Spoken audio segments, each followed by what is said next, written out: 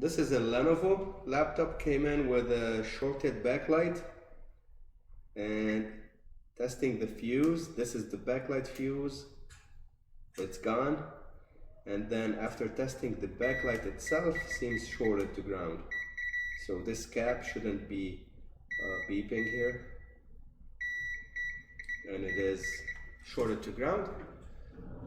So we're gonna replace the backlight fuse and the capacitor.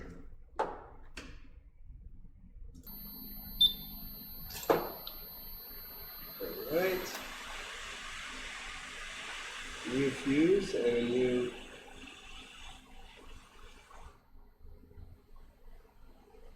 capacitor. Board is back in for testing, and all we're looking for is a backlight on the screen. So we turn it on, and yeah, here's the backlight. Screen is on and the computer is fixed. Thanks for watching.